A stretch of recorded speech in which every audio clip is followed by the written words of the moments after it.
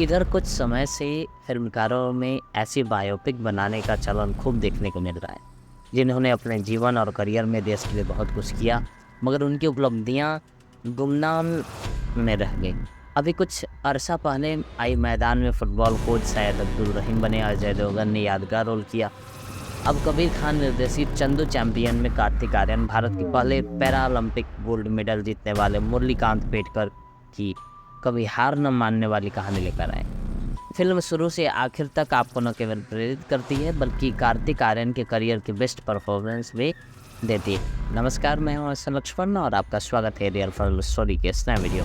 अतीत और वर्तमान के बीच झूलती यह कहानी मुरलीकांत पेटकर के बुढ़ापे से शुरू होती है, जहां मुरलीकांत पुलिस स्टेशन में इंस्पेक्टर सचिन कामले यानी श्रेयस तलपड़े के पास भारत के राष्ट्रपति पर केस दर्ज करवाने आए। पहले तो इस बूढ़े मुरलीकांत का खूब मजाक बनता है, मगर जब वह बताते हैं कि आज 40 साल बाद वह अर्जुन पुरस्कार पाने का हकदार क्यों है, तो वहां मौजूद लोग ही नहीं बल्कि दर्शक भी मंत्रमुग्ध हुए बिना नहीं रहते।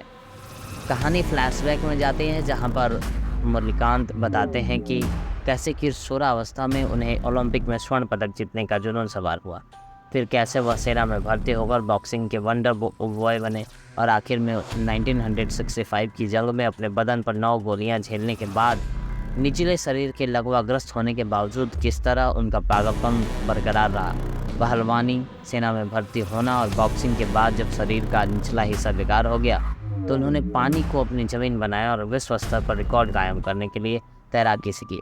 इसी जुनून और पागलपन की बुनियाद पर वह देश का पहला पैरालंपिक गोल्ड मेडल जीतने वाले खिलाड़ी बने। उनकी इस सफ़र में साथ दिया उनके भाई जोगनाथ पेटकर यानी अनिरुद्ध दवे, दोस्त जरनैल सिंह यानी भुवन अरोड़ा, उनके हेड उत्तम सिंह यानी यशपाल शर्मा, कोच टाइगर अली यानी विजय राज और उनके वार्ड बॉय यानी राजपाल यादव। बचपन में खोटा सिक्का कहलाने वाले मुरलीकांत को चंदू चैंपियन का नाम देकर उपहास का पात्र बनना पड़ता था, मगर यही खोटा सिक्का देश के लिए गोल्ड मेडल लाता है।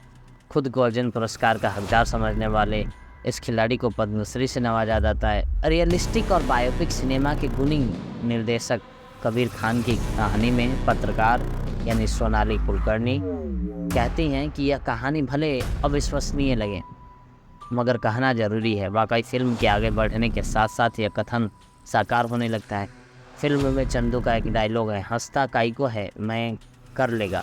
और वाकई जब वह इस नामुमकिन काम को कर दिखाता है तब यही ख्याल आपके जहन में पक्का होता है कि दुनिया भले आपको चंदू, चोमू या पप्पू कहकर मजाक उड़ाए, मगर लगातार कोशिश करने पर आप सबकी बोलती बंद कर सकते हैं। कबीर खान की खूबी है कि उन्होंने इस बायोपिक का कहीं भी महिमा मंडन नहीं किया। उन्होंने अपनी कहानी में 1950 से 2018 के कालखंड को बखूबी दर्शाया। वॉर और बॉक्सिंग रिंग वाले दृश्य खूब जमे हैं। उन्होंने मुरलीकांत के आंतरिक संघर्ष को खूबसूरती से दर्शाया है। फिल्म कहीं कहीं पर धीमी जरूर होती है और साथ ही फिल्म में किसी लव एंगल का न होना भी दर्शकों को अखर सकता है।